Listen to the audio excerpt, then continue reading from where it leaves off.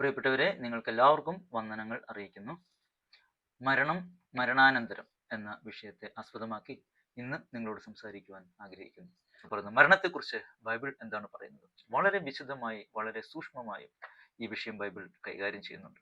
ബൈബിളിലെ ചില ഭാഗങ്ങൾ മരണത്തെക്കുറിച്ചും മരണാനന്തര ജീവിതത്തെക്കുറിച്ചും ബൈബിൾ പറയുന്ന ചില കാര്യങ്ങൾ ഇന്ന് നിങ്ങളുമായി പങ്കുവയ്ക്കാനാണ് ഞാൻ ആഗ്രഹിക്കുന്നത്. ഉൽപ്പത്തി പുസ്തകം 3-ാം അധ്യായം 19-ാം വാക്യം. നിലത്തു നിന്ന് നിന്നെ എടുത്തിരിക്കുന്നു, അതിൽ തിരികെ ചേരുവോളം മുഖത്തെ വിയർപ്പോടെ നീ ഉപജീവനം കഴിക്കും, നീ പൊടിയാകുന്നു, പൊടിയിൽ തിരികെ ചേരും. ദൈവം മനുഷ്യനോട് പറയുന്ന കാര്യമാണ്. ദൈവം ആദമിനെയും ഹവ്വയെയും സൃഷ്ടിച്ചു. യഹോവയായ ദൈവം നിലത്തെ പൊടി കൊണ്ട് മനുഷ്യനെ നിർമ്മിച്ചിട്ട് അവന്റെ മുക്കിൽ ജീവശ്വാസമൂതി മനുഷ്യൻ ജീവനുള്ള ദേഹിയായി തീർന്നു. അപ്പോൾ ദൈവം നിലത്തെ പൊടി കൊണ്ട് മനുഷ്യനെ സൃഷ്ടിച്ചു. നിലത്ത് നിന്ന് നിന്നെ എടുത്തിരിക്കുന്നു, അതിൽ തിരികെ ചേരുവോളം മുഖത്തെ വിയർപ്പോടെ നീ ഉപജീവനം കഴിക്കും, നീ പൊടിയാകുന്നു, പൊടിയിൽ തിരികെ ചേരും. അപ്പോൾ മനുഷ്യനെ പൊടിയിൽ നിന്ന് നിർമ്മിച്ചിരിക്കുന്നു, നിലത്തെ പൊടിയിൽ നിന്ന് നിർമ്മിച്ചിരിക്കുന്നു, നിലത്തെ പൊടിയിലേക്ക് മനുഷ്യൻ തിരികെ ചേരും എന്ന് ബൈബിളിന്റെ ആദ്യ ഭാഗത്ത് തന്നെ നമ്മൾ കാണുന്നു. എന്തുകൊണ്ട് മരണം മനുഷ്യ ചരിത്രത്തിലേക്ക് വന്നു, മനുഷ്യ ജീവിതത്തിലേക്ക് വന്നു? നിലവിളിയും കണ്ണുനീരും ദുഃഖവും വിലാപവും ഒറ്റപ്പെടലും തകർച്ചകളും ദുരന്തങ്ങൾ, എന്തുകൊണ്ട് മനുഷ്യ ജീവിതത്തിലേക്ക് മരണവും വേദനയും കടന്നു വന്നു? എന്താണ് ബൈബിൾ അത് സംബന്ധിച്ച് പറയുന്നത്? റോമർക്ക് എഴുതിയ ലേഖനം 5-ാം അധ്യായം 12-ാം വാക്യം. അതുകൊണ്ട് ഏക മനുഷ്യനാൽ പാപവും പാപത്താൽ മരണവും ലോകത്തിൽ കടന്നു, ഇങ്ങനെ എല്ലാവരും പാപം ചെയ്യുകയാൽ മരണം സകല മനുഷ്യരിലും പരന്നിരിക്കുന്നു. ഏക മനുഷ്യനാൽ പാപം, ആദാം എന്ന ഏക മനുഷ്യനാൽ പാപം മനുഷ്യകുലത്തിലേക്ക് പ്രവേശിച്ചു. ഏക മനുഷ്യനാൽ പാപവും പാപത്താൽ മരണവും ലോകത്തിൽ കടന്നു. അപ്പോൾ എങ്ങനെ മരണമുണ്ടായി? പാപത്തിന്റെ ഫലമായി, അതിന്റെ ശിക്ഷയായി മരണമുണ്ടായി. ഇങ്ങനെ എല്ലാവരും പാപം ചെയ്യുകയാൽ മരണം സകല മനുഷ്യരിലും പരന്നിരിക്കുന്നു. അപ്പോൾ പാപത്തിന്റെ ഫലമാണ് മരണം മനുഷ്യകുലത്തിലേക്ക്, ദ്രവത്വം ലോകത്തിലേക്ക് പ്രവേശിച്ചത് എന്ന് നമുക്ക് ബൈബിളിൽ നിന്ന് മനസ്സിലാക്കാം. റോമലേഖനം 6-ാം അധ്യായം 23-ാം വാക്യം. പാപത്തിന്റെ ശമ്പളം മരണമത്രേ, ദൈവത്തിന്റെ കൃപാവരമോ നമ്മുടെ കർത്താവായ യേശു ക്രിസ്തുവിൽ നിത്യജീവൻ തന്നെ. വിശുദ്ധ പൗലോസ് എബ്രായർക്ക് എഴുതിയ ലേഖനം 9-ാം അധ്യായം 27-ാം വാക്യം നമുക്ക് നോക്കാം. അവിടെ എന്താണ് പറയുന്നത്? ഒരിക്കൽ മരിക്കുകയും പിന്നെ ന്യായവിധിയും മനുഷ്യർക്ക് നിയമിച്ചിരിക്കയാൽ. അപ്പോൾ മനുഷ്യർക്ക് ഒരിക്കൽ മരണം, പിന്നെ ന്യായവിധി ദൈവം നിയമിച്ചിരിക്കുന്നു എന്നാണ് ബൈബിളിൽ രേഖപ്പെടുത്തിയിരിക്കുന്നത്. എബ്രായർ ലേഖനം 9-ാം അധ്യായം 27-ാം വാക്യം. ഒരിക്കൽ മരണം, പിന്നെ ന്യായവിധി മനുഷ്യന് ദൈവം നിയമിച്ചിരിക്കുന്നു. വീണ്ടും നമുക്ക് ഈ വിഷയങ്ങൾ സംബന്ധിച്ച് എന്താണ് ബൈബിൾ കൂടുതലായിട്ട് പറയുന്നത്? ഒരു വാക്കും കൂടി നമുക്ക് നോക്കാം. സഭാപ്രസംഗി 12-7 നമുക്ക് നോക്കാം. പൊടി പണ്ട് ആയിരുന്നതുപോലെ ഭൂമിയിലേക്ക് തിരികെ ചേരും, ആത്മാവ് അതിനെ നൽകിയ ദൈവത്തിന്റെ അടുക്കിലേക്ക് മടങ്ങിപ്പോകും. മനുഷ്യനെ പൊടിയിൽ നിന്ന് എടുത്തിരിക്കുന്നു, അത് പൊടിയിലേക്ക് തിരികെ ചേരും. ആത്മാവ്, മനുഷ്യന്റെ ഉള്ളിലെ ആത്മാവ് അതിനെ നൽകിയ ദൈവത്തിന്റെ അടുക്കിലേക്ക് മടങ്ങിപ്പോകും. ഇതാണ് മരണം സംബന്ധിച്ച് ബൈബിൾ നമ്മളെ പഠിപ്പിക്കുന്നത്. സുവിശേഷം 16-ാം അധ്യായം 26-ാം വാക്യം. യേശുക്രിസ്തു ഇങ്ങനെ ഒരു ചോദ്യം ചോദിക്കുകയാണ്. ഒരു മനുഷ്യൻ സർവ്വലോകവും നേടിയിട്ടും തന്റെ ജീവനെ നഷ്ടപ്പെടുത്തിയാൽ അവന് എന്ത് പ്രയോജനം? അല്ല, തന്റെ ജീവനെ വീണ്ടുകൊള്ളുവാൻ മനുഷ്യന് എന്ത് മറുവില കൊടുക്കും? അപ്പൊ എന്താണ് കർത്താവ് ചോദിക്കുന്നത്? ഒരു മനുഷ്യൻ സർവ്വലോകവും നേടിയിട്ടും തന്റെ ജീവനെ നഷ്ടപ്പെടുത്തിയാൽ അവന് എന്ത് പ്രയോജനം? അപ്പോ മനുഷ്യൻ ഈ ലോകം മുഴുവൻ നേടാൻ വേണ്ടി അധ്വാനിക്കുകയും കഷ്ടപ്പെടുകയും ഒക്കെ ചെയ്ത് കുറെ എന്തൊക്കെയോ സമ്പാദിച്ചു. പക്ഷേ അവൻ തന്റെ ആത്മാവിനെ നഷ്ടപ്പെടുത്തി. അവൻ മരണാനന്തര ജീവിതത്തെക്കുറിച്ച് ഒന്നും മനസ്സിലാക്കിയില്ല. അതിനുവേണ്ടി അവൻ കരുതിയില്ല എങ്കിൽ അവൻ ഈ ലോകത്ത് നേടിയതെല്ലാം വ്യർത്ഥമായി പോവുകയില്ലേ എന്നാണ് യേശുക്രിസ്തു ചോദിച്ചത്. ഇതേ ചോദ്യം മറ്റൊരു ഭാഗത്ത് യേശുക്രിസ്തു ചോദിക്കുന്നുണ്ട്. ലൂക്കോസ് സുവിശേഷം 12-ാം അധ്യായം 20-ാം വാക്യത്തിലും, ദൈവമോ അവനോട്, മൂഢ, ഈ രാത്രിയിൽ നിന്റെ പ്രാണനെ നിന്നോട് ചോദിക്കും, പിന്നെ നീ ഒരുക്കി വെച്ചത് ആർക്കാകും എന്ന് പറഞ്ഞു. ദൈവ വിഷയമായി സമ്പന്നനാകാതെ തനിക്ക് തന്നെ നിക്ഷേപിക്കുന്നതിന്റെ കാര്യം ഇങ്ങനെയാകും. ഒരു മനുഷ്യന്റെ ഉപമ പറയാണ് യേശുക്രിസ്തു.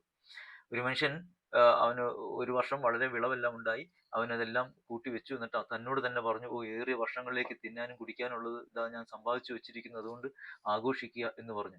അപ്പൊ ആ മനുഷ്യനോട് ദൈവം ചോദിക്കുകയാണ്, ഇന്ന് രാത്രി നിന്റെ ആത്മാവിനെ ഞാൻ നിന്നോട് ചോദിച്ചാൽ നീ കൂട്ടിവെച്ചതെല്ലാം, നീ ഒരുക്കി വെച്ചതെല്ലാം ആർക്കാകുമെന്ന്.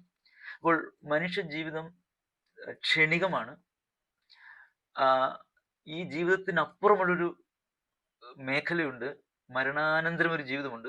ഈ ഭൂമിയിൽ ജീവിച്ചിരിക്കുമ്പോൾ തന്നെ നാം അതിനെക്കുറിച്ച് ചിന്തിക്കണമെന്നാണ് യേശുക്രിസ്തു ഉദ്ദേശിക്കുന്നത്. അതുകൊണ്ടാണ് യേശുക്രിസ്തു ഇങ്ങനെ ചോദിച്ചത്. ഒരു മനുഷ്യൻ സർവ്വലോകവും നേടിയിട്ടും തന്റെ ആത്മാവിനെ നഷ്ടപ്പെടുത്തിയാൽ അവൻ എന്ത് പ്രയോജനം? അപ്പോൾ ഈ ഭൂമിക്കപ്പുറം, ഈ ലോകത്തിനപ്പുറം, ഈ കാണപ്പെടുന്ന ലോകത്തിനപ്പുറം ഒരു കാണപ്പെടാത്ത ഒരു ആത്മലോകമുണ്ട്. നാം മരിച്ചു കഴിഞ്ഞാൽ ആ ആത്മലോകത്തിലേക്ക് പ്രവേശിക്കുകയാണ്, മറ്റൊരു ലോകത്തിലേക്ക് പ്രവേശിക്കുകയാണ്. അപ്പോൾ ഈ ലോകത്തിൽ നമ്മൾ ജീവിക്കുമ്പോൾ തന്നെ ആത്മലോകത്തിൽ നാം എങ്ങനെ ജീവിക്കണം, എവിടെയായിരിക്കണം എന്നതിനെ സംബന്ധിച്ച് നാം ഉറപ്പ് പ്രാപിക്കണം എന്നാണ് യേശുക്രിസ്തു ചോദിച്ചത്. അതാണ് ആ ചോദ്യത്തിന്റെ അർത്ഥം. ഒരു മനുഷ്യൻ സർവ്വലോകവും നേടിയിട്ടും തന്റെ ആത്മാവിനെ നഷ്ടപ്പെടുത്തിയാൽ അവന് എന്ത് പ്രയോജനം? അപ്പൊ അതിൽ നിന്ന് മനസ്സിലാക്കുന്നു, മരണം ഒന്നിന്റെയും അവസാനമല്ല. മരണം മനുഷ്യന്റെ അവസാനമല്ല. മരണത്തിനപ്പുറവും മനുഷ്യന് ജീവിതമുണ്ട്. അതാണ് യേശുക്രിസ്തു ആ പദം കൊണ്ട് ഉദ്ദേശിച്ചത്. നീ മർത്യനെ പൊടിയിലേക്ക് മടങ്ങിച്ചേരുമാറാക്കുന്നു, മനുഷ്യപുത്രന്മാരെ തിരികെ വരുവിൻ എന്നും അരുളി ചെയ്യുന്നു. അപ്പോൾ സങ്കീർത്തനക്കാരൻ ദൈവത്തോട് ഇങ്ങനെ പറയുകയാണ്, ദൈവമേ, നീ മർത്യനെ പൊടിയിലേക്ക് മടങ്ങിച്ചേരുമാറാക്കുന്നു. പൊടിയിൽ നിന്ന് മർത്യനെ നിർമ്മിച്ചു, ആ പൊടിയിലേക്ക് മർത്യനെ മടങ്ങിച്ചേരുമാറാക്കുന്നു. എന്നാൽ മനുഷ്യപുത്രന്മാരെ തിരികെ വരുവിൻ എന്നും അരുളി ചെയ്യുന്നു. അപ്പോൾ ആ പൊടിയിലേക്ക് മടങ്ങിച്ചേർന്ന മരിച്ചുപോയ ആ മനുഷ്യനെ വീണ്ടും മടക്കി വരുത്തുന്ന ഒരു ദൈവമുണ്ട്, അവരെ മടക്കി വിളിക്കുന്ന ഒരു ദൈവമുണ്ട് എന്ന് നമ്മളോട് വായിക്കുകയാണ്. ദൈവം അവനെ മടക്കി വിളിക്കുന്നു. 90 സങ്കീർത്തനത്തിന്റെ 10 വാക്യം, ഞങ്ങളുടെ ആയുഷ്കാലം 70 സംവത്സരം, ഏറെ ആയാൽ 80 സംവത്സരം. അതിന്റെ പ്രതാപം പ്രയാസവും ദുഃഖവും അത്രേ, അത് വേഗം തിരികെ ഞങ്ങൾ പറന്നു പോവുകയും ചെയ്യും. വീണ്ടും സങ്കീർത്തനക്കാരൻ പറയുകയാണ്, ഞങ്ങളുടെ ഈ ലോക ജീവിതം ദുഃഖവും പ്രയാസവും നിറഞ്ഞതാണ്, അത് ക്ഷണികമാണ്, അത് കുറച്ചു കാലത്തേക്കേ ഉള്ളൂ, എത്ര കാലം ഉണ്ടെന്ന് ആർക്കും പറയാൻ പറ്റില്ല. എന്നാൽ അത് വേഗം തീർന്നു പോവുകയും ഞങ്ങൾ പറന്നു പോവുകയും ചെയ്യും. അപ്പോൾ ഈ മരണത്തിനപ്പുറത്ത് മറ്റൊരു ലോകമുണ്ടെന്നും മറ്റൊരു ജീവിതമുണ്ടെന്നും ഈ സങ്കീർത്തനക്കാരൻ, ബൈബിൾ എഴുത്തുകാർക്ക് അറിയാമായിരുന്നു. അവർ അത് വിശ്വസിച്ചിരുന്നു, അവരത് മനസ്സിലാക്കിയിരുന്നു. ഇനിയും ലൂക്കോസ് എഴുതിയ സുവിശേഷം 20-ാം അധ്യായം 38-ാം വാക്യം നമുക്ക് നോക്കാം. ദൈവമോ മരിച്ചവരുടെ ദൈവമല്ല, ജീവനുള്ളവരുടെ ദൈവം അത്രേ, എല്ലാവരും അവന് ജീവിച്ചിരിക്കുന്നുവല്ലോ. എന്താണ് എന്റെ അർത്ഥം? ഇതിന്റെ മുകളിലും താഴെയൊക്കെ വായിച്ചാൽ നമുക്ക് കൂടുതൽ അത് വ്യക്തമാകും. ലൂക്കോസ് സുവിശേഷം 20-ാം അധ്യായം 37, 38, 39 ആ ഭാഗങ്ങളൊക്കെ വായിക്കുമ്പോൾ ദൈവം പറയാണ്, ഞാൻ അബ്രഹാമിന്റെയും ഇസ്ഹാക്കിന്റെയും യാക്കോബിന്റെയും ദൈവമാകുന്നു. ഞാൻ മരിച്ചവരുടെ ദൈവമല്ല, ജീവനുള്ളവരുടെ ദൈവമാണ്. എന്ന് വെച്ചാൽ അതിന്റെ അർത്ഥം, ദൈവത്തെ സംബന്ധിച്ചിടത്തോളം വളരെ വർഷങ്ങൾക്ക് മുമ്പ് മരിച്ചുപോയ അബ്രഹാമും ഇസ്ഹാക്കും യാക്കോബൊക്കെ ഇന്നും ജീവിച്ചിരിക്കും. ദൈവത്തിന്റെ മുമ്പിൽ അവർ ജീവനോടെ ഇരിക്കുന്നു. ദൈവത്തെ സംബന്ധിച്ചിടത്തോളം അവർ ജീവിച്ചിരിക്കുകയാണ്. ആ ജീവിച്ചിരിക്കുന്നവരുടെ ദൈവമാണ് ഞാൻ എന്ന് കർത്താവ് പറയുകയാണ്. അപ്പോൾ നമുക്കാണ് അവർ മരിച്ചുപോയത്. അല്ലെങ്കിൽ ഇസ്രായേലിന്റെ പിതാക്കന്മാരാണ് അബ്രഹാം, ഇസ്ഹാക്ക്, യാക്കോബ് എന്നൊക്കെ പറഞ്ഞാൽ ഇസ്രായേൽ ജനതയുടെ പിതാക്കന്മാരാണ്. അപ്പോൾ ഇസ്രായേൽ ജനതയെ സംബന്ധിച്ചോളം അവർ തങ്ങളുടെ പിതാക്കന്മാരാണ്, അവരൊക്കെ മരിച്ചുപോയി. എന്നാൽ ദൈവം പറയാണ്, ഞാൻ അവരുടെ ദൈവമാണ്, ഞാൻ മരിച്ചവരുടെ ദൈവമല്ല, ജീവിച്ചിരിക്കുന്നവരുടെ ദൈവമാണ്. എന്ന് വെച്ചാൽ ദൈവത്തെ സംബന്ധിച്ചിടത്തോളം ആ മരിച്ചുപോയ പിതാക്കന്മാരൊക്കെ ജീവിച്ചിരിക്കുന്നു. അവരുടെ മുമ്പിൽ, ദൈവത്തിന്റെ മുമ്പിൽ അവർ ജീവനോടിരിക്കുകയാണ്, മറ്റൊരു ലോകത്താണ് എന്ന് മാത്രം. അപ്പോൾ മരണം, അതിനപ്പുറം ഒരു മരണാനന്തര ജീവിതമുണ്ട് എന്ന് ബൈബിൾ കൃത്യമായി നമ്മളോട് പറയുന്നു. ലൂക്കോസ് സുവിശേഷം 16-ാം അധ്യായം 19 മുതൽ ഉള്ള വാക്യങ്ങൾ, അത് ബൈബിളിലെ ഒരു ഭാഗം ഞാൻ നിങ്ങളെ വായിച്ചു കേൾപ്പിക്കാം. നിങ്ങൾ ശ്രദ്ധയോടെ കേൾക്കുക. ലൂക്കോസ് സുവിശേഷം, വിശുദ്ധ ലൂക്കോസ് എഴുതിയ സുവിശേഷം 16-ാം അധ്യായം 19 മുതൽ 31, ഒരു ദീർഘമായ ഒരു ഭാഗമാണ്. നിങ്ങളത് ശ്രദ്ധിക്കുക. ഞാൻ നിങ്ങളെ വായിച്ചു കേൾപ്പിക്കാം ബൈബിളിൽ നിന്ന്. യേശുക്രിസ്തു പറയുന്ന ഒരു ഉപമയാണ്. ധനവാനായ ഒരു മനുഷ്യനുണ്ടായിരുന്നു. അവൻ ധൂമ്ര വസ്ത്രവും പട്ടും ധരിച്ച് ദിനംപ്രതി ആഡംബരത്തോട് സുഖിച്ചുകൊണ്ടിരുന്നു. ലാസർ എന്നു പേരുള്ള ഒരു ദരിദ്രൻ വ്രണം നിറഞ്ഞവനായി അവന്റെ പടിപ്പുരയ്ക്കൽ കിടന്നു. ധനവാന്റെ മേശയിൽ നിന്ന് വീഴുന്നത് തിന്നു വിശപ്പെടുക്കുവാൻ ആഗ്രഹിച്ചു. നായ്ക്കളും വന്ന് അവന്റെ വ്രണം നക്കും. ആ ദരിദ്രൻ മരിച്ചപ്പോൾ ദൂതന്മാർ അവനെ അബ്രഹാമിന്റെ മടിയിലേക്ക് കൊണ്ടുപോയി. ധനവാനും മരിച്ച് അടക്കപ്പെട്ടു. പാതാളത്തിൽ യാതന അനുഭവിക്കുമ്പോൾ മേലോട്ട് നോക്കി ദൂരത്ത് നിന്ന് അബ്രഹാമിനെയും അവന്റെ മടിയിൽ ലാസറിനെയും കണ്ടു. അബ്രഹാം, പിതാവേ, എന്നോട് കരുണ ഉണ്ടാകണമേ, ലാസർ വിരലിന്റെ അറ്റം വെള്ളത്തിൽ മുക്കി എന്റെ നാവിനെ തണുപ്പിക്കേണ്ടതിന് അവനെ അയക്കണമേ, ഞാൻ ഈ ജ്വാലയിൽ കിടന്ന് വേദന അനുഭവിക്കുന്നു എന്ന് വിളിച്ചു പറഞ്ഞു. അബ്രഹാം, മകനെ, നിന്റെ ആയുസ്സിൽ നീ നന്മയും ലാസർ അവണ്ണം തിന്മയും പ്രാപിച്ചു എന്ന് ഓർക്ക. ഇപ്പോൾ അവൻ ഇവിടെ ആശ്വസിക്കുന്നു, നീയോ വേദന അനുഭവിക്കുന്നു. അത്രയുമല്ല, ഞങ്ങൾക്കും നിങ്ങൾക്കും നടുവെ വലിയൊരു പിളർപ്പുണ്ടാക്കിയിരിക്കുന്നു. ഇവിടെ നിന്ന് നിങ്ങളുടെ അടുക്കൽ കടന്നു വരുവാൻ ഇച്ഛിക്കുന്നവർക്ക് കഴിവില്ല, അവിടെ നിന്ന് ഞങ്ങളുടെ അടുക്കൽ കടന്നു വരുവാനും പാടില്ല എന്ന് പറഞ്ഞു. അതിന് അവൻ, എന്നാൽ പിതാവേ, അവനെ എന്റെ അപ്പന്റെ വീട്ടിൽ അയക്കണമെന്ന് ഞാൻ അപേക്ഷിക്കുന്നു. എനിക്ക് 5 സഹോദരന്മാരുണ്ട്, അവരും ഈ യാതനാ സ്ഥലത്ത് വരാതിരിപ്പാൻ അവൻ അവരോട് സാക്ഷ്യം പറയട്ടെ എന്ന് പറഞ്ഞു. അബ്രഹാം അവനോട്, അവർക്ക് മോശയും പ്രവാചകന്മാരും ഉണ്ടല്ലോ, അവരുടെ വാക്ക് അവർ കേൾക്കട്ടെ എന്ന് പറഞ്ഞു. അതിനവൻ, അല്ലല്ല അബ്രഹാം പിതാവേ, മരിച്ചവരിൽ നിന്ന് ഒരുത്തൻ എഴുന്നേറ്റ് അവരുടെ അടുക്കൽ ചെന്നു എങ്കിൽ അവർ മാനസാന്തരപ്പെടും എന്ന് പറഞ്ഞു. അതിന് അവൻ അവനോട്, അവർ മോശയുടെയും പ്രവാചകന്മാരുടെയും വാക്ക് കേൾക്കാഞ്ഞാൽ മരിച്ചവരിൽ നിന്ന് ഒരുത്തൻ എഴുന്നേറ്റ് ചെന്നാലും വിശ്വസിക്കില്ല എന്ന് പറഞ്ഞു. യേശുക്രിസ്തു ഈ മരണത്തെയും മരണാനന്തര ജീവിതത്തെയും കുറിച്ച് സൂചിപ്പിക്കുന്ന ഒരു കാര്യം പറഞ്ഞതാണ്. രണ്ട് മനുഷ്യരെ കുറിച്ച് പറയാം. ഒരു ധനവാനായ ഒരു മനുഷ്യനും ദരിദ്രനായ ലാസർ എന്ന ഒരു മനുഷ്യനും. ധനവാൻ ആഡംബരത്തോടെ സന്തോഷത്തോടെ സുഖിച്ച് പുളച്ചുകൊണ്ടിരുന്നു. ഈ ധനവാനായ മനുഷ്യന്റെ പടിപ്പുരയ്ക്കൽ വ്രണം നിറഞ്ഞ് രോഗിയായി ഒരു ദരിദ്രനായ ഒരു മനുഷ്യൻ കിടന്നിരുന്നു. ആ ആ മനുഷ്യൻ ഈ ധനവാന്റെ മേശമേൽ നിന്ന് വീഴുന്ന അപ്പനുറുക്കുകൾ തിന്ന് വിശപ്പടക്കുവാൻ ആഗ്രഹിച്ചു. അങ്ങനെ ഇരിക്കുമ്പോൾ ആ ദരിദ്രൻ മരിച്ചു, ധനവാനും മരിച്ചു, രണ്ടുപേരും മരിച്ചുപോയി. ഈ ദരിദ്രനെ അബ്രഹാമിന്റെ മടിയിലേക്ക് അഥവാ പറുദീസയിലേക്ക് കൊണ്ടുപോയി. ധനവാൻ യാതന സ്ഥലത്തേക്കും പോയി. ഇതിന്റെ യഥാർത്ഥ കാരണം, ഈ ദരിദ്രൻ മാനസാന്തരപ്പെട്ടവനായിരുന്നു, ധനവാൻ മാനസാന്തരപ്പെട്ടവനായിരുന്നില്ല എന്ന് നമുക്ക് അതിന്റെ തെളിവ് എന്താണെന്ന് വെച്ചിട്ടുണ്ടെങ്കിൽ, നമ്മൾ വായിക്കുന്നു, അവൻ അല്ലല്ല അബ്രഹാം പിതാവെ, മരിച്ചവരിൽ നിന്ന് ഒരുത്തൻ എഴുന്നേറ്റ് അവരുടെ അടുക്കൽ ചെന്നുവെങ്കിൽ അവർ മാനസാന്തരപ്പെടും എന്ന് പറഞ്ഞു. അപ്പോൾ ഈ ദരിദ്രനായ മനുഷ്യൻ ദൈവത്തെ വിശ്വസിച്ച് പാപങ്ങൾ ദൈവത്തോട് ഏറ്റുപറഞ്ഞ് പാപമോചനം പ്രാപിച്ചവനായിരുന്നു. അതുകൊണ്ട് അവൻ ദൈവസന്നിധിയിലേക്ക്, സ്വർഗത്തിലേക്ക്, പർദീസിലേക്ക് പോയി. ധനവാനായ മനുഷ്യൻ തന്റെ പാപങ്ങൾ ഏറ്റുപറഞ്ഞ് ഉപേക്ഷിച്ചിരുന്നില്ല. അവൻ തന്റെ പാപത്തെ അവൻ അംഗീകരിച്ചിരുന്നില്ല. അവൻ നല്ലവനാണെന്ന് അവൻ സ്വയം കരുതി. അതുകൊണ്ട് അവന് സ്വർഗരാജ്യം നഷ്ടമായി. അപ്പോൾ ഒരാള്, ഈ ധനവാൻ യാതനാ സ്ഥലത്തും, അതായത് ശിക്ഷ അനുഭവിക്കുന്ന സ്ഥലത്തും, ദരിദ്രൻ പർദീസയിലും, ആ സ്വർഗത്തിലും പോവുകയാണ്. അപ്പോ ഈ സ്വർഗത്തിൽ ഇരിക്കുന്ന ദരിദ്രനായ ആ ലാസർ എന്ന മനുഷ്യനെ കണ്ട് ഈ യാതനാ സ്ഥലത്ത് നിന്ന് കിടന്നുകൊണ്ട് ധനവാനായ മനുഷ്യൻ അബ്രഹാം പിതാവിനോട് ചോദിക്കുകയാണ്, എൻ്റെ പടിപ്പുരക്കൽ കിടന്നിരുന്ന ആ ലാസറിനെ ഇവിടം വരെ ഒന്ന് അയക്കണം. അവന്റെ വിരലിന്റെ അഗ്രം വെള്ളത്തിൽ മുക്കി എൻ്റെ നാവിനൊന്ന് തുടിക്കണം. ഞാൻ ഇവിടെ വല്ലാത്ത യാതന അനുഭവിക്കുന്നു. അപ്പോൾ രണ്ട് സ്ഥലങ്ങളെ നമുക്ക് കാണാം. മരണാനന്തരം രണ്ടുപേരും മരിച്ചു അവർ അടക്കപ്പെട്ടു. ഈ അവരടക്കപ്പെട്ടു എങ്കിലും അവർ രണ്ട് സ്ഥലത്തേക്ക് പോയി.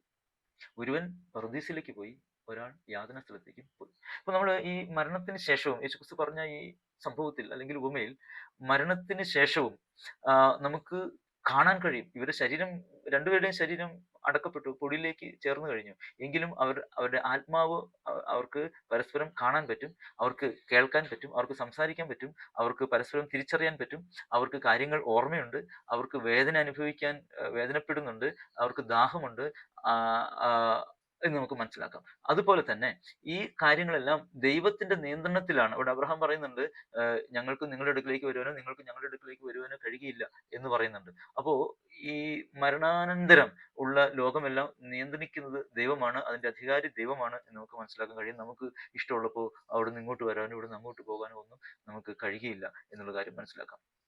കൂടാതെ ഈ രണ്ട് സ്ഥലമല്ലാതെ മറ്റൊരു സ്ഥലം ഇല്ല എന്നും നമുക്ക് ഈ ഭാഗത്തു നിന്ന് മനസ്സിലാക്കാം. ശുദ്ധീകരണ സ്ഥലം എന്നൊരു സ്ഥലം ഉള്ളതായിട്ട് നമുക്ക് ബൈബിളിൽ കാണുന്നില്ല.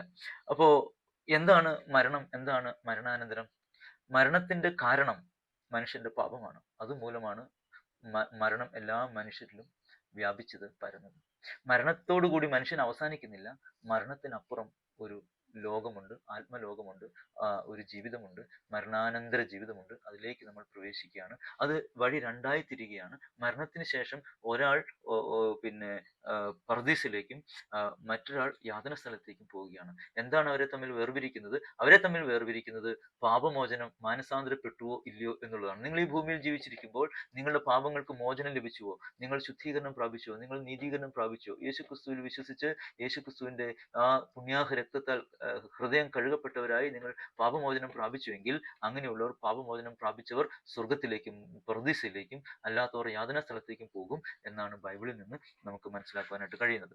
ബൈബിളിലെ ഭക്തന്മാരെ കുറിച്ച് നമ്മൾ ചിന്തിക്കുമ്പോൾ അപ്പോസ്തലനായ പൗലോസ് ഇത് സംബന്ധിച്ച് അദ്ദേഹത്തിന്റെ സ്വന്തം അനുഭവത്തിൽ നിന്ന്, സ്വന്തം ജീവിതവുമായി ബന്ധപ്പെടുത്തി പറയുന്ന ചില കാര്യങ്ങളുണ്ട്. ഫിലിപ്പിയ ലേഖനം 1-ാം അധ്യായം 21-ാം വാക്യം ഞാൻ വായിക്കട്ടെ. ഫിലിപ്പിയ ലേഖനം 1-ാം അധ്യായം 21-ാം വാക്യം വായിക്കട്ടെ. എനിക്ക് ജീവിക്കുന്നത് ക്രിസ്തുവും മരിക്കുന്നത് ലാഭവും ആകുന്നു. പൗലോസ് എന്ന വിശുദ്ധനായ മനുഷ്യൻ, ഭക്തനായ മനുഷ്യൻ പറയുകയാണ്, എനിക്ക് മരിക്കുന്നത് ലാഭമാണ്, ജീവിക്കുന്നത് ക്രിസ്തുവാണ്. അതിന്റെ അർത്ഥം, ജീവിക്കുന്നത് ഞാൻ ക്രിസ്തുവിന് വേണ്ടിയാണ് ജീവിക്കുന്നത്. മരിച്ചാൽ അതെനിക്ക് ലാഭമാണ്. ഞാൻ എന്നേക്കും ക്രിസ്തുവിനോടൊപ്പം വാഴും, ജീവിക്കും, ക്രിസ്തുവിനോടൊപ്പം ആയിരിക്കും. അതുകൊണ്ട് എനിക്കത് ലാഭമാണ്. ജീവിച്ചിരിക്കുകയാണെങ്കിൽ എനിക്കിവിടെ ഈ ലോക ജീവിതത്തിലെ കഷ്ടങ്ങളും ദുരിതങ്ങളും എല്ലാം അനുഭവിക്കണം. അപ്പോൾ തന്നെ എനിക്ക് ക്രിസ്തുവിനോടുകൂടെ ജീവിക്കാൻ കഴിയും. ജീവിക്കുന്നത് ക്രിസ്തു, മരിക്കുന്നത് ലാഭം. അതോട് ചേർന്ന് അദ്ദേഹം ഒരു കാര്യം കൂടെ പറയുന്നുണ്ട് 23-ാം വാക്യത്തിൽ. ഫിലിപ്പിയ ലേഖനം 1-ാം അധ്യായം 23-ാം വാക്യം. വിട്ടുപിരിഞ്ഞ് ക്രിസ്തുവിനോട് കൂടെ ഇരിപ്പാൻ എനിക്ക് കാംക്ഷയുണ്ട്, അത് അത്യുത്തമമല്ലോ. അപ്പോൾ വിട്ടുപിരിയാൻ, ശരീരം വിട്ടുപിരിക്കുക എന്നാണ് അർത്ഥം. ഈ ശരീരം വിട്ടുപിരിഞ്ഞ് ആത്മാവ്, എൻ്റെ ആത്മാവ് ക്രിസ്തുവിനോടുള്ളത്, ഞാൻ ക്രിസ്തുവിനോട് കൂടെ. അപ്പോൾ ഈ ശരീരം ഒരു കൂടാരം മാത്രമാണ്, ഒരു ഉടുപ്പ് മാത്രമാണ്. ഈ ഉടുപ്പ് വിട്ട് നമ്മൾ, ഞാൻ എന്ന വ്യക്തി, നമ്മുടെ വ്യക്തിത്വം, ഞാൻ എന്ന ആ ഉള്ളിലെ മനുഷ്യൻ എങ്ങോട്ട് പോകും? ദൈവത്തിന്റെ അടുക്കിലേക്ക് പോകും. അതാണ് അപ്പോസ്തലനായ പൗലോസ് ഇവിടെ പറയുന്നത്. വിട്ടുപിരിഞ്ഞ് ക്രിസ്തുവിനോട് കൂടെ ഇരിപ്പാൻ എനിക്ക് കാംക്ഷയുണ്ട്, അത് അത്യുത്തമമല്ലോ. അപ്പോൾ ആ ഭക്തനായ, വിശുദ്ധനായ ദൈവഭക്തൻ, ദൈവമനുഷ്യൻ പറയുകയാണ്, ഞാൻ ജീവിച്ചിരിക്കുകയാണെങ്കിൽ അത് ക്രിസ്തുവിന് വേണ്ടിയാണ്, മരിച്ചാൽ എനിക്കത് ലാഭമാണ്. ഈ ശരീരം വിട്ടു പിരിഞ്ഞ് ക്രിസ്തുവിനോട് കൂടെ ഇരിക്കുവാൻ എനിക്ക് അധികം കാംക്ഷയുണ്ട്, അത് അത്യുത്തമമാണ് എന്ന് പറയുകയാണ്. അപ്പോൾ മരണത്തിന് ശേഷം എല്ലാം അവസാനിക്കുന്നില്ല. ആത്മാവ്, മനുഷ്യൻ, നമ്മൾ മറ്റൊരു ലോകത്തേക്ക് പ്രവേശിക്കും. ഭക്തന്മാർ തങ്ങൾ പ്രിയം വെച്ച ക്രിസ്തുവിൻ്റെ അരികിലേക്ക്, ദൈവത്തിൻ്റെ അടുത്തേക്ക് പോകുമെന്നാണ് ബൈബിളിൽ നിന്ന് നമുക്ക് മനസ്സിലാക്കുവാൻ സാധിക്കുന്നത്. മാത്രമല്ല, ഈ മരിച്ചുപോയ മനുഷ്യർക്ക് വീണ്ടും ശരീരത്തിലൊരു ഉയർപ്പുണ്ട്, ഒരു പുനരുത്ഥാനമുണ്ട് എന്നും കൂടി ബൈബിൾ നമ്മളെ പഠിപ്പിക്കുന്നുണ്ട്. അതും സംബന്ധിച്ച ചില വാക്യങ്ങൾ നമുക്ക് നോക്കാം. യോഹന്നാൻ എഴുതിയ സുവിശേഷം 5-ാം അധ്യായം 25-ാം വാക്യം നമുക്കൊന്ന് പരിശോധിക്കാം. ആമേൻ ആമേൻ ഞാൻ നിങ്ങളോട് പറയുന്നു, മരിച്ചവർ ദൈവപുത്രന്റെ ശബ്ദം കേൾക്കുകയും കേൾക്കുന്നവർ ജീവിക്കുകയും ചെയ്യുന്ന നാഴിക വരുന്നു, ഇപ്പോൾ വന്നുമിരിക്കുന്നു. എന്താണ് ഇവിടെ പറയുന്നത്? ആമേൻ ആമേൻ ഞാൻ നിങ്ങളോട് പറയുന്നു. യേശുക്രിസ്തു പറയുന്ന ഒരു വാക്കാണ്, യേശുക്രിസ്തു പറയുന്ന ഒരു പ്രസ്താവനയാണ്. എന്താണത്? യേശു പറയാണ്, ആമേൻ ആമേൻ ഞാൻ നിങ്ങളോട് പറയുന്നു, മരിച്ചവർ ദൈവപുത്രന്റെ ശബ്ദം കേൾക്കുകയും കേൾക്കുന്നവർ ജീവിക്കുകയും ചെയ്യുന്ന നാഴിക വരുന്നു. അപ്പോൾ മരിച്ചുപോയവർ വീണ്ടും ദൈവപുത്രന്റെ ശബ്ദം കേൾക്കും, ആ കേൾക്കുന്നവർ വീണ്ടും ജീവിച്ചെഴുന്ന പുതിയ ശരീരത്തോടെ, പുനരുത്ഥാന ശരീരത്തോടെ ഉയർത്തെഴുന്നേൽക്കും. എവിടെ മരിച്ചോ, എവിടെ അടക്കപ്പെട്ടോ അവിടെ നിന്ന് ഒരു പുതിയ ശരീരം പ്രാപിച്ച് ഉയർത്തെഴുന്നേൽക്കുമെന്ന് ബൈബിളിൽ നമ്മൾ മനസ്സിലാക്കുന്നു. ബൈബിളിൽ നിന്ന് നമ്മൾ മനസ്സിലാക്കുന്നു. യോഹന്നാൻ എഴുതിയ സുവിശേഷം, വിശുദ്ധ യോഹന്നാൻ എഴുതിയ സുവിശേഷം 5-ാം അധ്യായം 28-29 വാക്യങ്ങൾ കൂടി ശ്രദ്ധിക്കൂ. ഇതെങ്കിൽ ആശ്ചര്യപ്പെടരുത്, കല്ലറകളിൽ ഉള്ളവർ എല്ലാവരും അവന്റെ ശബ്ദം കേട്ടു. നന്മ ചെയ്തവർ ജീവനായും തിന്മ ചെയ്തവർ ന്യായവിധിക്കായും പുനരുദ്ധാനം ചെയ്യുവാനുള്ള നാഴിക വരുന്നു. അപ്പോൾ കല്ലറകളിലുള്ളവർ എന്ന് വെച്ചാൽ മരിച്ച് അടക്കപ്പെട്ടവർ, മണ്ണിൽ ലയിച്ചു ചേർന്നവർ, മണ്ണോട് മണ്ണായി തീർന്നവർ, അങ്ങനെ മണ്ണിൽ ലയിച്ചു ചേർന്നവർ ദൈവപുത്രന്റെ ശബ്ദം കേൾക്കും. എന്ത് സംഭവിക്കും? കല്ലറകളിൽ ഉള്ളവർ എല്ലാവരും അവന്റെ ശബ്ദം കേട്ടു, ദൈവപുത്രന്റെ ശബ്ദം കേട്ടു. നന്മ ചെയ്തവർ ജീവനായും തിന്മ ചെയ്തവർ ന്യായവിധിക്കായും പുനരുദ്ധാനം ചെയ്യുവാനുള്ള നാഴിക വരുന്നു. അപ്പോൾ മരിച്ചുപോയ സകല മനുഷ്യരും ഉയർത്തെഴുന്നേൽക്കും, പുതിയ ശരീരത്തോടുകൂടി, ഒരിക്കലും മരിക്കാത്ത ശരീരത്തോടുകൂടി ഉയർത്തെഴുന്നേറ്റിട്ടോ നന്മ ചെയ്തവർ നിത്യജീവനായി, അത് സ്വർഗത്തിലേക്കും, തിന്മ ചെയ്തവർ നരകത്തിലേക്കും അല്ലെങ്കിൽ ശിക്ഷാവിധിയിലേക്കും പോകും എന്ന് രേഖപ്പെടുത്തിയിരിക്കുന്നു. ഇതൊക്കെ സത്യമാണ്, ബൈബിൾ സത്യമാണ്. യേശുക്രിസ്തു പറഞ്ഞ കാര്യങ്ങൾക്ക് ഒരിക്കലും മാറ്റമില്ല, അത് സംഭവിച്ചുകൊണ്ടേയിരിക്കുകയാണ്, അത് യാഥാർത്ഥ്യമാണ്, സംഭവിക്കാൻ പോകുന്ന കാര്യങ്ങളാണ് പ്രിയപ്പെട്ടവരെ. ഒരു വാക്യം കൂടി നമുക്ക് നോക്കാം. ദാനിയേൽ പ്രവചനം 12-ാം അധ്യായം 13-ാം വാക്യം. എന്താണ് ഇത് സംബന്ധിച്ച് ദാനിയേൽ പ്രവാചകന് പറയാനുള്ളത്? ദാനിയേൽ പ്രവാചകന്റെ പുസ്തകം 12-ാം അധ്യായം 13-ാം വാക്യം. അവിടെ ദൈവം ദാനിയേലിനോട് സംസാരിക്കുകയാണ്. ദൈവം ദാനിയേലിനോട് എന്താണ് പറയുന്നത്? നീയോ അവസാനം വരുവോളം പോയിക്കൊള്ളുക, നീ വിശ്രമിച്ച് കാലാവസാനത്തിങ്കൽ നിന്റെ ഓഹരി ലഭിപ്പാൻ എഴുന്നേറ്റ് വരും. അപ്പോൾ മരണാനന്തര ജീവിതം സംബന്ധിച്ചും മരണത്തിനപ്പുറമുള്ള കാര്യങ്ങളെക്കുറിച്ച് ബൈബിൾ എന്താണ് പറയുന്നത്? വിശുദ്ധനായ ഒരു മനുഷ്യൻ, ദാനിയേൽ എന്ന ദൈവത്തിന്റെ വിശുദ്ധനായ ഒരു പ്രവാചകൻ, ഭക്തനായ ഒരു മനുഷ്യൻ, ആ മനുഷ്യൻ മരണാസന്നനായി വൃദ്ധനായ സമയത്ത് ദൈവം ആ മനുഷ്യനോട് പറയുകയാണ്, നീയോ അവസാനം വരുവോളം പോയിക്കൊള്ളുക, നിന്റെ ജീവിതാവസാനം വരെ നീ ജീവിക്കുക, നീ വിശ്രമിച്ച് കാലാവസാനത്തെങ്കിൽ നിന്റെ ഓഹരി ലഭിപ്പാൻ എഴുന്നേറ്റ് വരും. നീ ഇപ്പോൾ വൃദ്ധനായി നിന്റെ വാർദ്ധക്യത്തിൽ നീ മരിച്ച് നീ വിശ്രമത്തിലേക്ക് പോകും. നീ വിശ്രമിച്ച് വളരെ കാലങ്ങൾക്ക് ശേഷം കാലാവസാനം വരുമ്പോൾ, യുഗാവസാനം വരുമ്പോൾ എന്ത് ചെയ്യും? നീ നിന്റെ ജീവിതത്തിന്റെ ഓഹരി ലഭിപ്പാൻ, നീ ദൈവത്തിന് വേണ്ടി ജീവിച്ചുവെങ്കിൽ, നീ നന്മ ചെയ്ത് ജീവിച്ചുവെങ്കിൽ, നീ മനുഷ്യർക്ക് ഗുണം ചെയ്ത് ജീവിച്ചുവെങ്കിൽ, നീ ദൈവഭക്തനായി ജീവിച്ചുവെങ്കിൽ അതിന്റെ ഓഹരി ലഭിപ്പാൻ നീ എഴുന്നേറ്റ് വരും. അപ്പോൾ ബൈബിൾ വളരെ കൃത്യമായിട്ട് പറയുന്നത് ഒരു മരണാനന്തര ജീവിതമുണ്ട് എന്ന് തന്നെയാണ്. അതുപോലെ തന്നെ നമ്മൾ ആദ്യം എബ്രായ ലേഖനത്തിൽ ഇങ്ങനെ കണ്ടു. എബ്രായ ലേഖനം 9-ാം അധ്യായം 27-ാം വാക്യം, ഒരിക്കൽ മരിക്കുകയും പിന്നെ ന്യായവിധിയും മനുഷ്യർക്ക് നിയമിച്ചിരിക്കുന്നു. അപ്പോൾ മരണത്തിന് ശേഷം എല്ലാവരും നമ്മുടെ സൃഷ്ടിതാവായ ദൈവത്തിന് മുമ്പിൽ നിൽക്കേണ്ടി വരും. ദൈവത്തിന്റെ ന്യായവിധിയുടെ സിംഹാസനത്തിന് മുമ്പിൽ നിൽക്കേണ്ടി വരും. ഒരു ന്യായവിധിയുണ്ട്. ആർക്കാണ് ന്യായവിധി? മാനസാന്തരപ്പെടാത്തവർക്കാണ് ന്യായവിധി. റോമാലേഖനം 8-ാം അധ്യായം 1-ാം വാക്യത്തിൽ നമ്മൾ വായിക്കുന്നു, ആകയാൽ ഇപ്പോൾ ക്രിസ്തുയേശുവിലുള്ളവർക്ക് ഒരു ശിക്ഷാവിധിയുമില്ല. അപ്പോൾ ശിക്ഷ വിധിക്കുന്ന, നരകത്തിലേക്ക് തള്ളിക്കളയുന്ന അന്ത്യ ന്യായവിധി രക്ഷിക്കപ്പെടാത്ത അല്ലെങ്കിൽ വീണ്ടും ജനിക്കാത്ത മാനസാന്തരപ്പെടാത്ത എല്ലാ മനുഷ്യർക്കും ഉണ്ട്. അപ്പോൾ ഒരിക്കൽ മരിക്കുകയും പിന്നെ ന്യായവിധിയും ദൈവം മനുഷ്യർക്ക് നിയമിച്ചിരിക്കുന്നു. അപ്പോൾ തന്നെ മരണത്തിൽ ഒരു പ്രത്യാശയുണ്ട്.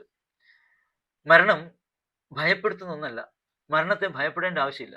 ഭക്തന്മാർ മരണത്തെ ഭയപ്പെടുന്നില്ല. ഞാൻ എൻ്റെ വീട്ടിൽ പോവുകയാണ് എന്ന് പറഞ്ഞിട്ട് സ്വസ്ഥമായി ഈ ഭൂമിയിൽ നിന്ന് മാറ്റപ്പെടുകയാണ് ആളുകൾ. അപ്പോൾ മരണം ഒരു ഭയമല്ല. മരണം ഭക്തന്മാരെ സംബന്ധിച്ചിടത്തോളം തൻ്റെ സ്വന്തം ഭവനത്തിലേക്ക് പോകുന്ന പോലെയാണ്. അപ്പോൾ നമ്മൾ എന്താണ് ചിന്തിച്ചത്? ന്യായവിധിയെക്കുറിച്ചാണ്. വെളിപ്പാട് പുസ്തകം 20-ാം അധ്യായം 11 മുതൽ ഉള്ള വാക്യങ്ങൾ കൂടി ഞാൻ നിങ്ങളുടെ ശ്രദ്ധയിലേക്ക് ഒന്ന് കൊണ്ടുവരട്ടെ. വെളിപ്പാട് പുസ്തകം 20-ാം അധ്യായം 11 മുതൽ 15 വരെ അവിടെ അന്ത്യന്യായവിധിയെക്കുറിച്ച് പറയുന്നുണ്ട്. ഞാൻ വായിക്കാം. ഞാൻ വലിയൊരു വെള്ളസിംഹാസനവും അതിൽ ഒരുത്തൻ ഇരിക്കുന്നതും കണ്ടു. അവന്റെ സന്നിധിയിൽ നിന്ന് ഭൂമിയും ആകാശവും ഓടിപ്പോയി, അവയെ പിന്നെ കണ്ടില്ല. മരിച്ചവർ ആബാലവൃദ്ധം സിംഹാസനത്തിന് മുമ്പിൽ നിൽക്കുന്നതും കണ്ടു. പുസ്തകങ്ങൾ തുറന്നു, ജീവന്റെ പുസ്തകം എന്ന മറ്റൊരു പുസ്തകവും തുറന്നു. പുസ്തകങ്ങളിൽ എഴുതിയിരുന്നതിന് ഒത്തവണ്ണം മരിച്ചവർക്ക് അവരുടെ പ്രവൃത്തികൾക്കടുത്ത ന്യായവിധി ഉണ്ടായി. സമുദ്രം തന്നിലുള്ള മരിച്ചവരെ ഏൽപ്പിച്ചു കൊടുത്തു, മരണവും പാതാളവും തങ്ങളിലുള്ള മരിച്ചവരെ ഏൽപ്പിച്ചു കൊടുത്തു. ഓരോരുത്തരും അവനവന്റെ പ്രവൃത്തികൾക്കടുത്ത വിധിയുണ്ടായി. മരണത്തെയും പാതാളത്തെയും തീപ്പൊയ്കയിൽ തള്ളിയിട്ടു. ഈ തീപ്പൊയ്ക രണ്ടാമത്തെ മരണം. ജീവപുസ്തകത്തിൽ പേരെഴുതി കാണാത്ത ഏവനെയും തീപ്പൊയ്കയിൽ തള്ളിയിടും. ഒരു ന്യായവിധിയെക്കുറിച്ച് പറയുകയാണ്. വലിയൊരു വെള്ളസിംഹാസനം, അതിൽ ഒരുത്തൻ ഇരിക്കുന്നത് കണ്ടു. ദൈവം മനുഷ്യനെ ന്യായം വിധിക്കുകയാണ്. അപ്പോൾ അവരവരുടെ പ്രവൃത്തികൾക്കടുത്ത ന്യായവിധി ഉണ്ടായി. ആരെയൊക്കെ പേര് ജീവപുസ്തകത്തിലുണ്ടോ അവരെല്ലാം ദൈവത്തിന്റെ സന്നിധിയിലേക്കും സ്വർഗത്തിലേക്കും, ജീവപുസ്തകത്തിൽ പേരെഴുതി കാണാത്ത ഏവരും തീപ്പൊയ്കയിലേക്കും നരകത്തിലേക്കും തള്ളപ്പെടുമെന്നും ബൈബിൾ രേഖപ്പെടുത്തിയിട്ടുണ്ട്. ഇതൊക്കെ കൃത്യമായി മനുഷ്യർ മനസ്സിലാക്കേണ്ടതിന് വേണ്ടി ബൈബിളിൽ എഴുതിയിരിക്കുന്ന വാക്കുകളാണ്. അതുപോലെ ഈ മരിച്ച് പോയ ഭക്തന്മാർക്ക് ഒരു പ്രത്യാശയുണ്ട്, പ്രതീക്ഷയുണ്ട്. വെളിപ്പാട് പുസ്തകം 14-ാം അധ്യായം 13-ാം വാക്യത്തിൽ നമ്മൾ എന്താണ് കാണുന്നത്?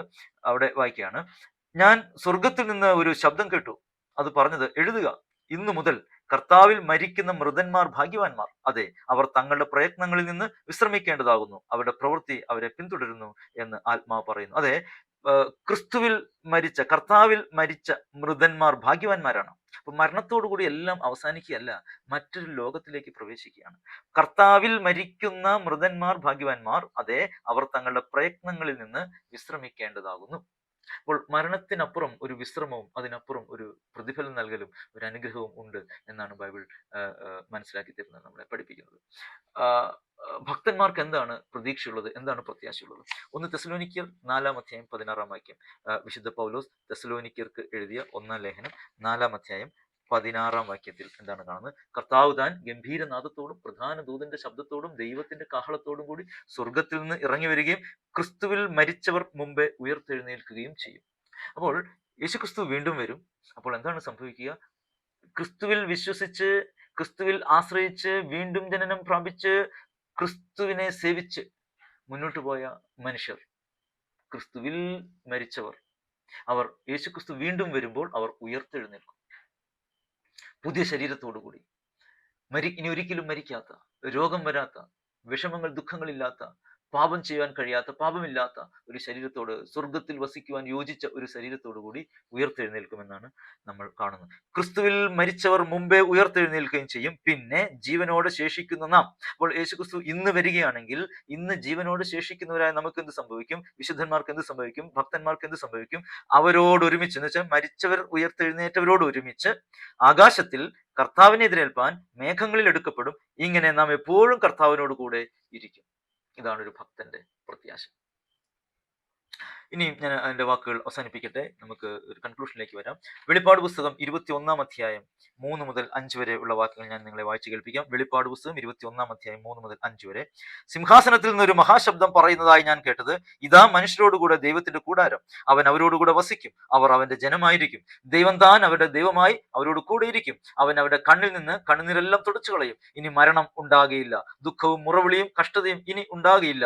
ഒന്നാമത്തേത് കഴിഞ്ഞുപോയി. സിംഹാസനത്തിൽ ഇരിക്കുന്നവൻ, ഇതാ ഞാൻ സകലവും പുതുതാക്കുന്നു എന്ന് അരുളിച്ചെയ്തു. എഴുതുക, ഈ വചനം വിശ്വാസയോഗ്യവും സത്യവുമാകുന്നു എന്നും അവൻ കൽപ്പിച്ചു. എന്താണ് നമ്മൾ ഇവിടെ മനസ്സിലാക്കുന്നത്? ഈ കാലമെല്ലാം കഴിയും, ഈ ലോകമെല്ലാം മാറിപ്പോകും. മനുഷ്യന്റെ ഈ ഭൂമിയിലെ വാസവും തീർന്നു പോകും. ഈ ഭൂമി കത്തി ഉരുകി മാറിപ്പോകും. പുതിയ ആകാശവും പുതിയ ഭൂമിയും ഉണ്ടാകും. ആ പുതിയ ആകാശം പുതിയ ഭൂമിയിൽ ദൈവം മനുഷ്യരോടൊത്ത് എന്നേക്കും വസിക്കും. ഈ ഭൂമിയിൽ ദൈവത്തെ അംഗീകരിച്ച് യേശുക്രിസ്തുവിൽ കൂടി പാപമോചനം പ്രാപിച്ച് കർത്താവിനോട് കൂടെ ജീവിച്ചവർ പുതിയ ആകാശം പുതിയ ഭൂമിയിലേക്ക് പ്രവേശിക്കും. അപ്പോൾ ഒരു ശബ്ദം കേൾക്കുകയാണ്, ഇതാ മനുഷ്യരോട് കൂടെ ദൈവത്തിന്റെ കൂടാരം, ദൈവം അവരോട് കൂടെ വസിക്കും, അവർ അവന്റെ ജനമായിരിക്കും. ദൈവം താൻ അവരുടെ ദൈവമായി അവരോട് കൂടെ ഇരിക്കും. അവൻ അവരുടെ കണ്ണിൽ നിന്ന് കണ്ണുനീരെല്ലാം തുടച്ചു കളയും. ഇനി മരണമുണ്ടാകയില്ല, ദുഃഖവും മുറവിളിയും കഷ്ടതയും ഇനി ഉണ്ടാകയില്ല, ഒന്നാമത്തേത് കഴിഞ്ഞു. ഇതേ ആശയം വരുന്ന മറ്റൊരു ഭാഗം കൂടി നമുക്ക് വായിക്കാം. വെളിപ്പാട് പുസ്തകം 22-ാം അധ്യായം 3 മുതൽ 5 വരെ. യാതൊരു ശാപവും ഇനി ഉണ്ടാകയില്ല. ദൈവത്തിന്റെയും കുഞ്ഞാടിന്റെയും സിംഹാസനം അതിലിരിക്കും. അവന്റെ ദാസന്മാർ അവനെ ആരാധിക്കും. അവർ അവന്റെ മുഖം കാണും. അവന്റെ നാമം അവരുടെ നെറ്റിയിൽ ഇരിക്കും. ഇനി രാത്രി ഉണ്ടാകയില്ല. ദൈവമായ കർത്താവ് അവരുടെ മേൽ പ്രകാശിക്കുന്നതുകൊണ്ട് വിളക്കിന്റെ വെളിച്ചമോ സൂര്യന്റെ വെളിച്ചമോ അവർക്ക് ആവശ്യമില്ല. അവർ എന്നേക്കും രാജാക്കന്മാരായിരിക്കും. ദൈവത്തോടു കൂടെ നിത്യയുഗങ്ങൾ സ്വർഗത്തിൽ വാഴുന്ന ഒരു അനുഗ്രഹിക്കപ്പെട്ട അവസ്ഥയിലേക്കാണ് ദൈവം നമ്മളെ വിളിക്കുന്നത്. വരിക, ക്രിസ്തുവിൽ വിശ്വസിക്കുക, ക്രിസ്തുവിനോടുകൂടെ ജീവിക്കുക, ക്രിസ്തുവിനെ ഹൃദയത്തിൽ ഏറ്റെടുക്കുക. എന്താണ് നാം ചെയ്യേണ്ടത്? മരണം നമ്മളെ ഭയപ്പെടുത്തുന്നുണ്ടോ? മരണത്തെക്കുറിച്ച് ചിന്തിക്കുമ്പോൾ നിങ്ങൾ ഭയപ്പെടുന്നുണ്ടോ? മരണം ഒരു ഭയമല്ല. മരണം മറ്റൊരു ലോകത്തിലേക്ക് പ്രവേശിക്കുവാനുള്ള ഒരു വാതിലാണ്. ഏത് ലോകത്തിലേക്ക്? നിങ്ങൾ യേശുക്രിസ്തുവിൽ വിശ്വസിക്കുന്നുവെങ്കിൽ യേശുക്രിസ്തു നിങ്ങളുടെ പാപങ്ങൾക്ക് പരിഹാരമായി ക്രൂശിൽ മരിക്കുകയും നിങ്ങൾക്ക് പാപമോചനം സാധ്യമാക്കുകയും ചെയ്തിരിക്കുന്നു. സൗജന്യമായി യേശുക്രിസ്തു നിങ്ങളെ രക്ഷിക്കുന്നു. അപ്പോൾ കർത്താവായ യേശുവിൽ വിശ്വസിച്ച് സൗജന്യമായി ആ പാപമോചനം നിങ്ങൾ സ്വീകരിക്കുക. യേശുവേ, ഞാൻ അങ്ങിൽ വിശ്വസിക്കുന്നു, ഞാൻ അങ്ങയെ സേവിക്കുവാൻ തീരുമാനിക്കുന്നു. എൻ്റെ ഹൃദയത്തിലേക്ക് വന്ന് എൻ്റെ ഉള്ളിൽ വസിച്ച് എന്നെ അങ്ങയുടെ ഒരു മകനാക്കി മാറ്റണമേ എന്ന് യേശുക്രിസ്തുവുമായി ഒരു ഉടമ്പടി ചെയ്യുക. യേശുക്രിസ്തുവിനോട് സംസാരിക്കുക. നിങ്ങളുടെ പാപങ്ങൾ ഏറ്റുപറഞ്ഞ് ഉപേക്ഷിക്കുക. മാനസാന്തരപ്പെടുക. ദൈവത്തിങ്കിലേക്ക് തിരിയുക. യേശുക്രിസ്തു നൽകുന്ന നിത്യരക്ഷ, ആത്മരക്ഷ സൗജന്യമായി വിശ്വാസത്താൽ സ്വീകരിക്കുക. ദൈവം നിങ്ങളെ അനുഗ്രഹിക്കട്ടെ. Thank you.